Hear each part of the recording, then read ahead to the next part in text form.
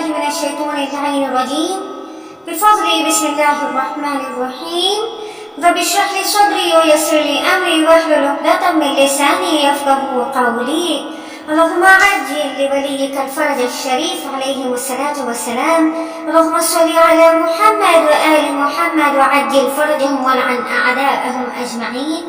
Respected scholars, elders, youngsters, viewers, Assalamu alaikum wa rahmatullahi ta'ala wa barakatuh. Having looked at 6 verses of Ziyarah Aali Yaaseeen, we have realized that this Ziyarah is very much in line with certain verses of the Holy Quran, which is actually a means of how we support the ahadith of the Ahlul Bayt. It is said that if you want to look at the authenticity of any tradition, then tally it with the Holy Quran. And when we tally this Ziyarah with the Holy Quran, we see so many verses so far that actually are in line with this Ziyarah and the verses of this Ziyarah. So now let's look at the 7th verse, whereby we say, Assalamu alayka fi ana'i laylika wa atrafi naharik. Salutations upon you in the night time and during the day. With this salutation, it is so obvious that we are telling the Imam that we are saluting him at every time, at every waking moment, from the morning right up to the night. With this salutation, you are announcing your intention to send peace upon the Imam alayhi salatu wasalam at every moment, be it in the day or in the night. And this statement, if you see, the Holy Quran reflects it with this verse that says, during the hours of the night, also glorify him, and during parts of the day. So what do we mean over here by glorify him? Whom? This is the ayah of the Quran which says that during the hours of the night, glorify him, Allah, and during the hours of the day, glorify him, Allah. But then again, do you remember in one of our clips, we had mentioned this famous hadith from the Holy Prophet that says that the zikr of Amir al-Mu'mineen is the zikr of the Prophet, and the zikr of the Prophet is the zikr of Allah, and the zikr of Allah is ibadah. So this line of Ziyarah Aali Yaaseeen is actually a reflection of this verse, whereby Allah is saying He is to be glorified during the days and the nights. And how best a way to glorify Allah than to remember His hujjas. This is a very simple and straightforward verse. It is also noteworthy to mention that as a reflection and as an action and actively saluting the Imam during the day and the night, what we are actually supposed to be doing is, when we wake up, the first thought of ours should not be work, school, college, or anything else. Should actually be Imam of our time. When we open our eyes, the first thing that we are supposed to be remembering is to salute our Imam. And when we go to sleep, the last thing we should remember is not our mobile or our WhatsApp, but should be salutations to the Imam. So our life has to be mapped in such a way whereby every waking moment, every breath, we are ardently missing the Imam. Our hearts should beat for the Imam. So much so, just the way a beloved is in grief without his loved one, same way we should be in grief without our loved one, without our beloved, because we cannot see him. And therefore, just the way when you are in love with someone, for example, you are in love with your parents, you remember your parents every time. You are in love with your children, you remember your children, and every time you will call your children, you will ask them where they are, you will ask them whether they have eaten or not. What about the Imam of our time? How much do we love him? How much are we calling him? How much are we saluting him? And the only way we can call him is by saluting him, by greeting him, by sending salams, by reciting Duaa al-Hujjah, Duaa al-Salamat Imam al-Waqt, Duaa al-Ghariq, Duaa al-Ma'rifat Imam al-Waqt. Duaa is Zaman al-Ghaiba. These are the ways whereby we remember our Imam. And if we feel, this is so difficult to remember, then as and when you remember the Imam of the time, be it in the day or in the night or in every hour, remember to at least say, Allahumma ajil li waliyyika al-faraj al-sharif alayhi wa salatu wa salam. With this, we move on to the 8th verse of Ziyarat Aali Yaasin, whereby we say, Assalamu alayka ya baqiyat Allahi fi ardih. Salutation upon the remnant of Allah in His earth.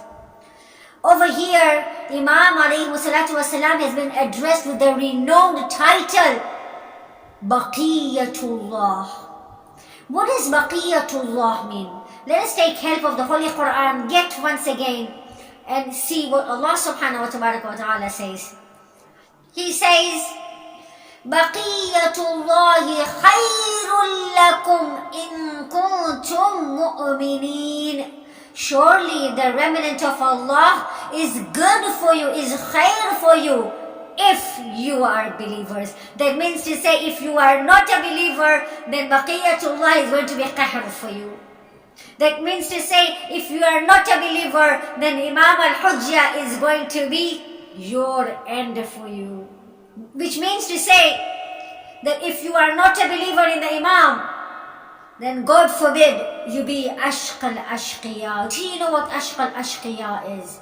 Ashq al-Ashqiya is the word that is used to mean the worst of the worst. Ashq al-Ashqiya is that person who either oppresses the Imam or hurts the Imam or murders the Imam. And as a result of that oppression or hurt or murder, he is in return killed by another Imam. And one such Ashq al-Ashqiya whom we all know, who caused the Shahada of Amir al-Mu'minin, who caused our orphanhood, is Abdurrahman ibn Muljim la'natullahi alayhi.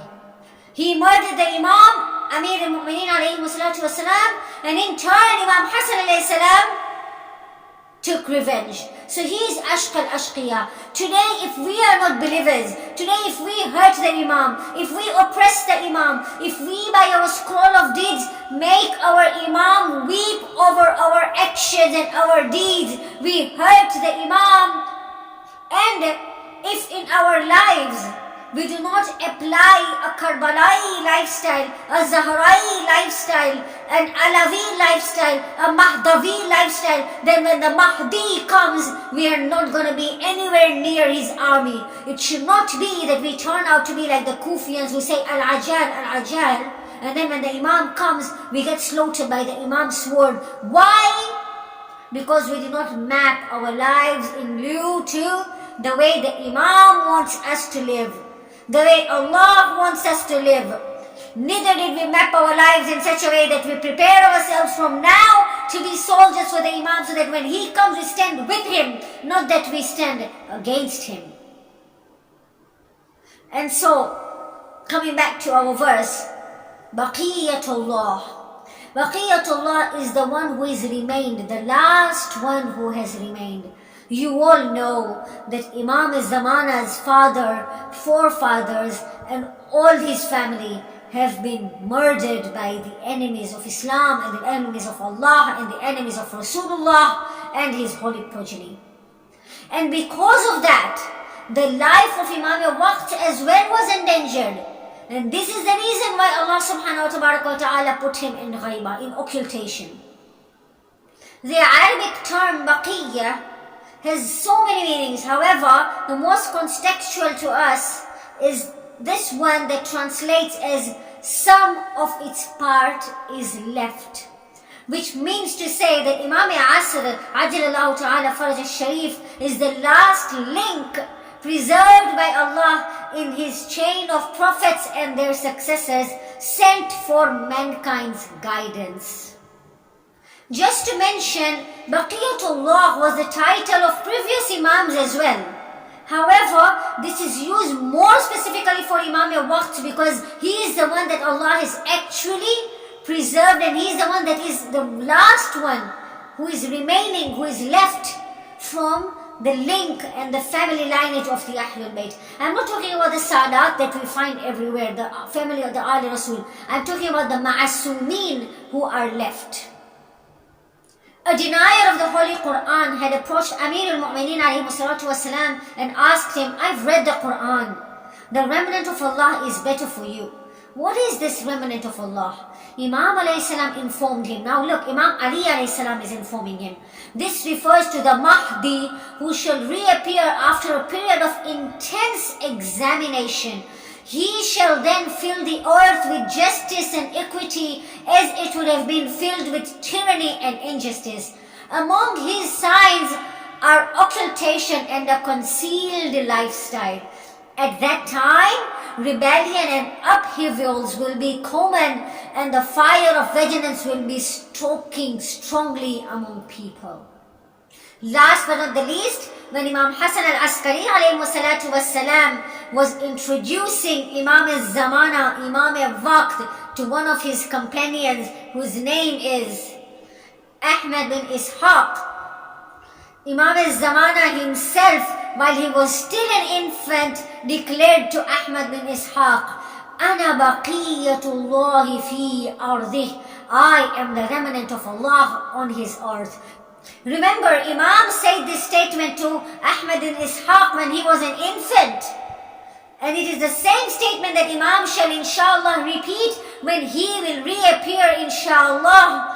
And Imam will be cited first at the precincts of the Holy Kaaba, where while he will be leaning against the sacred Holy Kaaba, he shall recite the statement, أَنَا بَقِيَّةُ اللَّهِ فِي أَرْضِهِ. That's how he will call the people. That's how he will introduce himself, that he is the remnant of Allah. He is the last of the link. He is the last of the chain of the children of Fatimeh to Zahraa. He is the last of the Kawsar that started with Zahraa and will end with Yabna Zahraa. May Allah grant us the tawfiq to work hard towards his reappearance, to make ourselves soldiers of the Imam, and to be there with the Imam as and when the Imam calls us. But for that, remember, we need to bring ourselves to the lifestyle of remembering the Imam at every waking moment. Allahumma ajil li waliyyika al-faraj al-sharif. وآخر دعوانا عن الحمد لله رب العالمين والسلام عليكم ورحمة الله تعالى وبركاته. مانده ام مولا محزون و خسته، چشمم به راحت در خون نشسته. الحج المولا